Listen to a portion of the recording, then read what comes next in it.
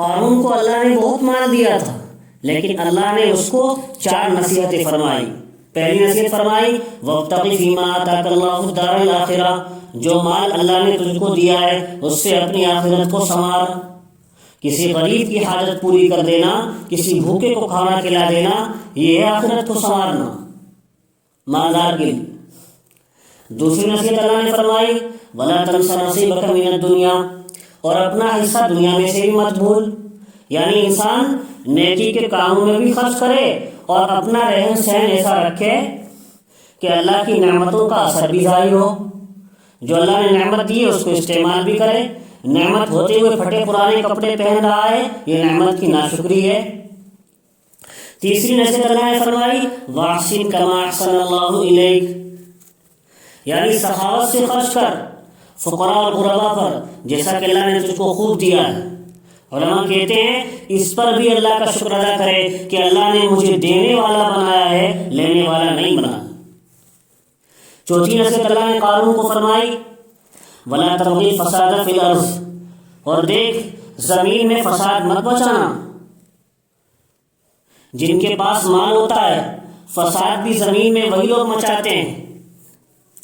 Dance club, شراب کباب کی محفلیں اور ڈی جے کی محفلیں جم رہی ہیں، یہ وہی لوگ تو ایسی محفل ناجائز سجاتے ہیں جو پیسے والے ہوتے ہیں، مالدار ہوتے ہیں، مال کے زور پر دوسروں کی عزتوں کو لوٹ لیا کرتے ہیں۔ تو یہ ہر مالدار کو حکم ہے اگر اللہ نے مال دیا ہے تو نیکی کے کام میں خرچ کرو، گناہ کے کام میں خرچ نہ کرو۔ اور گناہ ہو جائے تو فوراً توبہ کر لو۔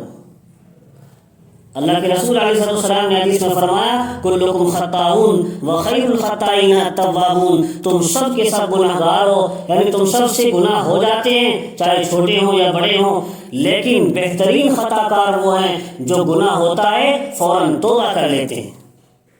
فوراً توبہ کر لینی چاہیے۔ شیطان 1000 بار بھی گناہ کرائے تو انسان 1000 بار ہی توبہ کر لے، اور توبہ کر کے پکی سچی توبہ اللہ تعالیٰ سے کرے، نہ جانے کب موت آ جائے، اور اپنا معاملہ اللہ سے پاک صاف رکھے، نہ جانے کب موت آ جائے اور اللہ کا سامنا کرنا ہو جائے۔ شیطان بار بار گناہ کروا کے اللہ سے تعلق ختم کرا دیتا ہے، لیکن انسان تو بار بار توبہ کر کے اللہ سے تعلق قائم رکھے، شیطان سے ہار نہ مانے۔ شاعر نے کہا نہ چت کر سکے پہلواں کو تو ہاتھ پاؤں بھی ڈھیلے نہ ڈالے، ارے اس سے کشتی تو ہے عمر بھر کی، کبھی وہ دبا لے کبھی تو دبا لے۔ اگر تو شیطان پہلوان کو چت نہیں کر سکتا تو ہاتھ پاؤں بھی ڈھیلے نہ ڈالے، ارے اس سے کشتی تو ہے عمر بھر کی، کبھی وہ دبا لے کبھی تو دبا لے۔ لیکن شاعر نے کہا اگر شیطان ہی ہمیں دباتا رہتا ہے، گناہ وہی کرواتا رہتا ہے، ہم کبھی اس کو دبا ہی نہیں پاتے۔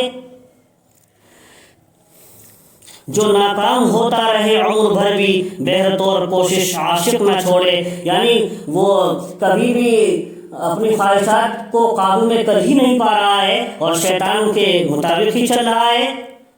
شاعر کہتا ہے جو ناکام ہوتا رہے عمر بھر بھی، گناہ ہوتے ہی ہیں لیکن پھر بھی ہر حالت میں کوشش اللہ تعالیٰ کا عاشق نہ چھوڑے، گناہوں سے بچنے کی کوشش اپنی ذات سے کرتا رہے، اور جو گناہ ہو جائے فوراً اللہ تعالیٰ سے توبہ کر لے، اور یہ رشتہ محبت کا قائم ہی رکھے، جو 100 بار توڑے تو 100 بار جوڑے۔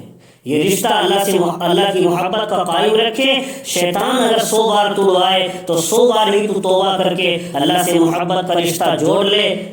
شیطان تو اللہ سے محبت کا رشتہ گناہوں کی قینچی سے کاٹتا رہتا ہے، جب بھی وہ کاٹے تو فوراً گرہ باندھ دے، جب بھی شیطان گناہ کروائے تو فوراً پکی سچی توبہ کر لے۔